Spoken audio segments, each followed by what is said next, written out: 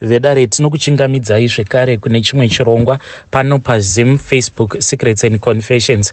Tadzoka zvekare nemamwe mamessages. Regedzai tibva tapinda mumamessages edu atadzoka takakubatirai. Message yedu yokutanga yakamira sekudai so. Hanzi makadi zvenyu mukomana Ashe, ndinokomberawo kuti munge muchindiposterawo nyaya yangu makavikawo chitupa changu. Inini mukoma ndakauyawo kunoku ku-US ne-COS visa. Saka ndini ndakatanga kuuya kuno, but I loved my husband a lot, even though pandakauya kuno ndakazotanga kuitawo musikanzwa. Mukoma, I had never expected kuti ndingazosvika pakuhurira murume wangu, but the pressure was real. Zviya zvataita tiri kuSouth Africa zvekuti murume anomboenda kumba, iwe wosara zvako uri mujoni for about 2 weeks, uchitozviudza kuti I am strong. Ndakabva ndaona kuti ndakazvinyepera because ndakati ndava kuno ku-UK ndo pandakabva ndazotanga kuona kuti now reality has set in. Ndainge ndava kuti kana ndikacalculate the distance that was there between me and my husband, ndaiona kuti panapa tava pama1. Me and my husband, we met when I was in South Africa. Iye ainge avawo nenguva arimo mujoni. Inini pandakauyawo pandakazosangana naye ndakabva ndazomuudza kuti handidi munhu anenge rombe. Saka ndakatotanga kutoti 1, murume wangu ainge asina kana birth certificate mukoma, but ndakabva ndamira naye, then ndokubva ndazonomutoresa birth kuzonosvika kumapassport zvese nemalicense. Murume ndokubva azotowanawo kabasa kake kakanaka. Inini ndainge ndiine vana vangu vaviri, iye ainge asati ava nemwana. Then ndakabva ndazomuzvarirawo mwana 1. So we thought kuti our love was really strong. But one thing that I have realized about being here kuno ku-UK, kuno kutori nemweya wenzvimbo. Here, that is where you will test if indeed you love your person.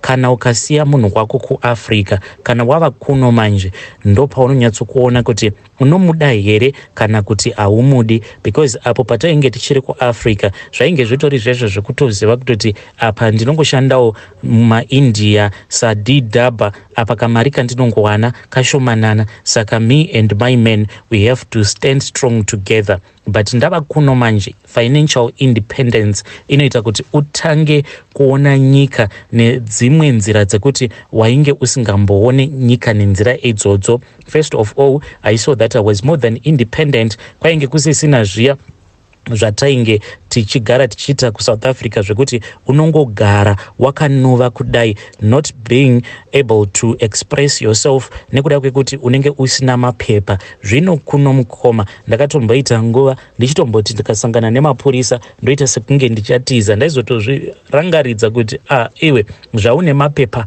1. So I think that level of independence whereby I was able to take myself out, being free mukoma, kungova free ndiri kunoku kunyika yavatorwa, it made me to think of so many other options that I had apart from the men that I had left there in Africa. Wangu murume ndichiuya kuno ndakambomusiyawo muSouth Africa so that iye ange achishanda, then iniwo nekuside ndainge ndichishanda. Saka murume akati ati shandei aunganidza mari, ndokubva atanga kundipa imwe unnecessary pressure. Saka matensions iwawo epressure dzaainge achindipa ndingangoti ndo zvakazokonzeresa kuti ndinge ndichizomboda a little bit of freedom, but handina hangu kumuzivisa kuti izvi ndo zvandainge ndafunga, because I was scared, because ndiye ainge agere nevana kuSouth Africa ikoko. I thought kuti kana ndikamubudira pachena kuti I no longer love you, zvimwe kuda anokwanisa kuzoita vana zvakashata kana kuvatreata nenzira dzakashata. Saka I was very conscious of the fact yekuti kana ukanyanya kurwadzisa munhu anenge ava padesperate, pamwe anokwanisa kungotora banga akauraya vana then akazozviuraya. Saka I kept on ndichingomonyepera sekunge ndainge ndichiri kuda nezvake, but mukoma I had already started testing the markets. Ndakabva ndazoenda kune rimwe bawa mukoma, I felt so wonderful. Ndakazoti ndati nwirei ndo pandakabva ndazoapproachewawo neumwe murungu muBritish asikana, then muBritish uyu akati andi approacha, he asked my name and ainge ari very cool kuzonosvika achizonondi-invita kumba kwake on that same night mukoma. Ndikabva ndabvuma. This was my first last night ndichirarawo nemurungu, ende nekudhakwa kwandainge ndakaita ndakatoseka ndikati inini handingamborari nemurungu for the first time tichishandisa protection. Saka takabva tangoregedza kushandisa protection from day one. Iye in the morning akabva azoti we need to discuss about this issue, are you married? And ndikabva ndamuudza kuti I am married. So iye akabva ati okay, our relationship ichange ichizova a no strings attached relationship. Takadanana mukoma for a very long time kuzonosvika murume wangu achizouya kunoku ku-UK. Takadanana mukoma inini nemurungu uyu, but iye akangonditi relationship ainge achida kuti inge ichizovapo pakati pangu naye, it was a no strings attached relationship. Mukoma rudo rwainge ruchinyatsokupisa, but at the same time ndakazama nepose pandainge ndichigona napo kuti murume asambofa experience that pain, and I didn't want to give him pain yekuti azodhampwa nemukadzi mushure mekunge mukadzi auya kuno ku-UK. My man then moved here to the United Kingdom. Akati auya kuno matensions akangoramba achingoraiza mumba. Munongoziva kuti zvine kamwe kakungobowa, so like varume vedu ava vanenge vachibva kuZim, ivo vanenge vachiri nekamweya kake kekuti you have to do everything for me, do everything for me. Saka dzimwe nguva ndaiti kana ndabva kubasa I would find mumba zvandinenge ndamusiya makaita ndo zvandaingomuwanawo makaita, pasina kubikwa, pasina kuitwa sei. Even to go out for shopping munhu aitomirira kuti inini ndinge ndichizoenda kunotenga. Saka ndakazoboyekana nazvo mukoma. Kabva ndazomboita move out, and I told him kuti ndainge ndamboenda somewhere else, and iye akangozvibhilivha. Ndakaita 2 weeks ndisipo pamba ndichita sekunge ndiri kubasa. At that time ndainge ndichigara nemurungu wangu. Nhumbu ndopa yakabva yabata, and I know this for a fact kuti nhumbu ndopa yakabata. Izvezvi mukoma nhumbu iyi yava kunopinda mu7 months, and ndinozviziva kuti nhumbu iyi haisi yemurume wangu. Now I get so scared each and every day because I know kuti panosangana munhu mutema nemurungu mwana anozvarwapo anenge ari mukaradi. Naimi ndichaita sei kana ndikazvara mwana mukaradi? As for my husband, I know kuti he has no power over me whatsoever. Inini kana akada kundinetsa I can tell him to go to hell and get lost, but apa manje apa pekuti zvinongomakisa so kunzi ndakazvara mwana mukaradhi, ndiyo nyaya yangu iyi yandiinayo. I am full of stress. BP yangu mukoma inogara yakakwira, not kuti ndinoleka anything, no, I do not lack anything, but I have stress yekuti zvino kana ndikazvara mwana mukaradhi, how am I going to explain this to my husband? How am I going to explain this to my in-laws, to my own parents? Nehama neshamwari shuwa ndongobuda mbiri yekuti akangofambira ku-UK kunozvariswa nemurungu. As for my husband, he is more than excited. He is excited kuti tava kuita mwana wedu. Anogara achiseka achiti kamwana kedu kam-British aka paanenge achitamba achipuruzira dumbu. But mukoma, I know kuti icho chiri kukura chiri mudumbu, it does not have any relationship with him. I get so nervous each and every time. Hey, vedare ndo message iyo yandakatumidzirwa ichibva kuna vanzvadzi vedu.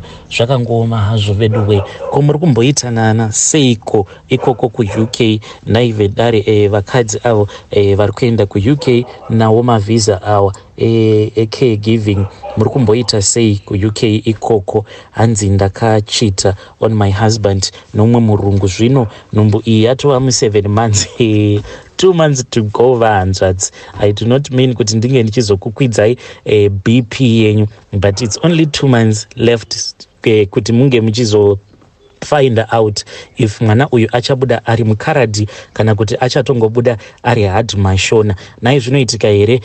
That was the question yandakabvunzwa navanzvadzi vedu kuti nai mukomanashi zvinoita here kuti munhu akamitiswa nemurungu ange achizvara mwana anobuda ari muhard mashona chaiyo asina kana any trace or anything to show kuti mwana uyu akaitwa nemurungu nemunhu mutema. That was the first message yavakanditumidzira vasati vaconfessa zvavo vahanzvadzi ndokubva vatanga kuseka. Then she then told me a secret, ndo secret yavo iyo yavakachengetedza.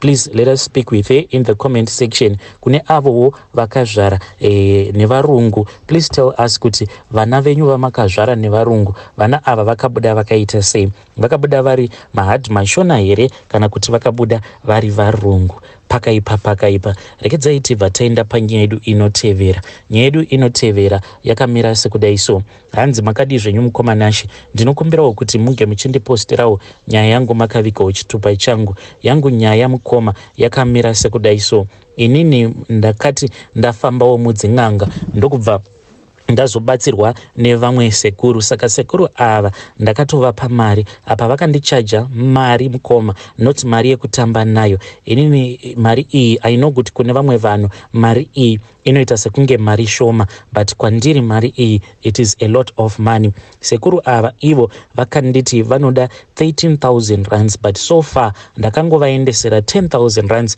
ndo yandakavapa. Sekuru ava ndeve muno muSouth Africa, vaya vanozviti vanogona kugadzira zvikwambo muno muDurban. So ndaka-approacha imwe n'anga, but n'anga iyi mukuzonotaura neni ichinzwawo my desperate situation yakabva yazoti yenge yandinzwira tsitsi ndokubva yazoenda neni kumba kwayo kumamisha chaiko. Saka ndokwazvinobikwa izvozvo zvikwambo izvi zvemuno muSouth Africa zvitokoloshi izvi. So ndakabva ndazonzi ndainge ndichabikirwawo changu, but chikwambo ichi chandainge ndichazobikirwa chichazoda ropa remunhu, but hanzi ndichatombotanga ndadya rifa. Mushure mekunge ndadya rifa, then chikwambo ichi ndo pachinenge chava kuzoda ropa. But kuti chikwambo ichi chikwanise kuzomutswa kubva kuvafi, because hanzi panenge pachishandiswa mweya wemutorwa uyowo wandisingatombozivi nezvake. Hanzi mweya wake ndo uchaenda wobva wazonomutswa kumakuva, then mweya uyu wobva wazogadzirirwa, then ndobva ndazopiwa chitokoloshi changu.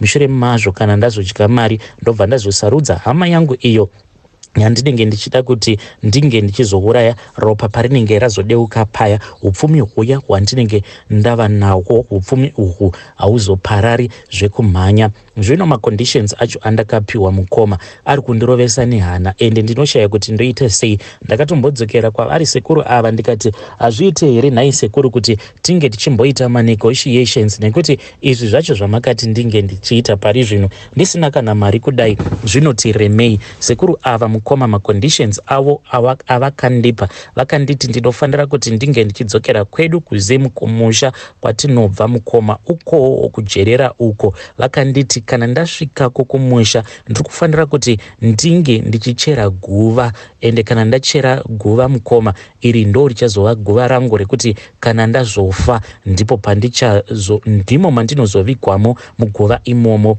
Zvino ndinoshaya kuti ndingapafambisawo sei. Nai zvingaita here kuti munhu wotongosvika kumaraini ekwenyu wobva watoudza vabereki vako, because vabereki vangu vose vari vaviri vachiri vapenyu, ende pamusha pedu ndipo zvekare pane makuva ana sekuru vana tete nevamwe vanin'ina vababa. Baba ivo ndivo vainge vari mukuru mumhuri umo mavakaberekerwa. Saka ndinotoshaya kuti ivo baba ava vangu ndingava approacha sei, ende kana kwino vanokwanisa kundipawo maadvices ipapo kuti what is the best way yekuti ndinga approacha nayo baba vangu, ndichivaudza kuti inini baba ndikuda kungogara ndangokurerutsirai mutoro, ndongogara zvangu ndazvicherera guva rangu, so that kana ndazofa munge muchizondivigamo muguva imomo. Hanzi guva iri ndinofanira kuzvicherera ndega ndiri one, ndisingabatsirwe neumwe munhu. Zvino zvinoita here haasiriwo here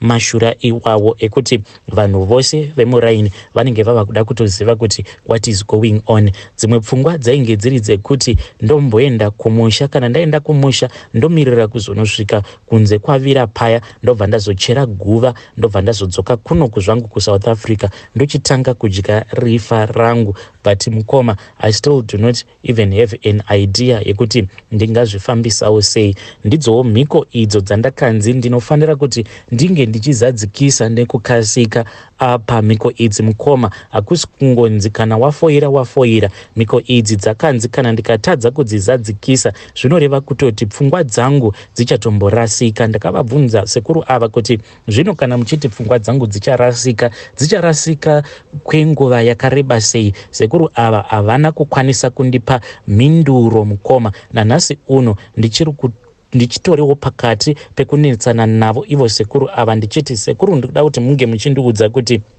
kana ndikatadza kuchera guva iro guva ramakati kana ndazofa ndimo mandinenge ndichizovigirwamo muguva imomo, kana ndikatadza kuita saizvozvo chii chichaitika kwandiri? Ivo vakangonditi ucharasika njere. Ndikavati kwenguva yakareba sei, vakangonyarara zvavo vakabva vatanga kuseka, vakangonditi enda unochera guva rako mukomana. Saka ndinotya kuti zvimwe kuda kana ndikatadza kuzochera guva iri pamwe kuupenyu hwangu hwose ndinenge ndichingonzi zibenzi iro rinofamba richidya nemabhini. Ndiyo nyaya yangu iyo mukoma. Apa ndichitori jaya zvangu. Pandakauya kunoku kuJoni ndakasvikirawo muJoburg mumaoko atsano vangu. Zvino kuzogarisana ndakaona kuti kugarisana kwacho kwainge kuchiti netsei. Munongozivawo kuti pamba panenge paine vanhu vanenge vachingogara vachirovana panonetsa mukoma, because ndakati ndasvikirawo mumaoko atsano vangu nasisi vainge vatori nemarooms akati one day vairoja zvavo 3 rooms. Saka inini ndaingorara mukitchen. But dambudziko rakazotanga kuitika nderekuti vanhu ava vakatanga vachandinyara vachiita zviya zvekuti kana vava kuda kunetsana vaibva vambobuda vobva buda zvavo panze vobva vatanga kunetsana vachipopotedzana vari panze vachitira kuti inini ndisazvinzwa. But then one day ndakazongonzwa yava yohwe mubedroom mavo, vanhu vava kutukana. Ndega ndakabva ndaona kuti hazviite kuti ndingoramba ndakatarira tsano vachinetsana nehanzvadzi yangu. Ndikati ndo zvimwe zvezvinhu zvinozokonzeresa kuti mukuwashana tsano vange vachizosvika pakurwa ipapo. Nekuda kwelack of disrespect iyi ndakabva ndati zviri nani zvangu kuti ndinge ndichingobva. Saka ndakazongobva muJoburg mukoma out of desperation. Panomwe mukomana uyo wandakangosanganawo naye mune rimwe group rainge rakanzi single ladies and dating, no matakangotowirirana imomo mushure mekunge tadanana noumwe musikana akatidhumanisa. Saka inini ndakazongoendawo kuinbox kwake ndikati chimongo chiya chinonzi Nenge mugroup unochiziva here personally? Then akabva anditi chimoko changu patainge asati ambosanganawo nacho physically. Iniwo ndikati ndinotodanana nacho, tarirawo nemapictures awa atinotombotumidzirana paya patinenge tichiita zvedu mavideos ebonde. So mukoma, iye muchinda uyu ndo patakazototanga kutowirirana kuzonosvika achizondidana kuDurban. Akanditi iye kuDurban anoshandirawo kambani youmwe murungu iyo inofamba ichiisa masola. But ndakazoti ndava kuno kuDurban zvinhu zvangu hazvina kuzondifambira nenzira kwazvo. Ndokubva ndazotanga kushandira vamwe amai muZimbabwe vanewo misika yavo mutauni umu. So ndipo pandakabva ndazosangana nayo n'anga iyo yakazondibatsiridza. Saka ndo mhiko idzo dzandakanzi ndiri kufanira kuti ndinge ndichizadzikisa mhiko idzi mukoma. At my age I am only 22 years old mukoma, yet ndava kutoda kutopindana nadzo nyaya idzi dzehurombwa. Dai kwanga kuri kungonzi ndichangoromba chete ndainge ndatosarudza kuti kunyange amai vangu ndinokwanisa hangu kuvachekeresa kuti ndingodyawo mari, sezvo ndisati ndambodyawo mari muupenyu hwangu hwose. But iye kuzonzi chienda kumusha unge uchienda kunochera guva rekuti kana wazofa unge uchizovigwamo muguva imomo kana uchida kupfuma. Ndiyo manje yazondikandisa mapfumo pasi. Vedare ndo message iyo yandakatumidzirwa ichibva kune mwanakomana at 22 years old atobatana nemishonga yakadai so. Hanzi unofanira kuchera guva.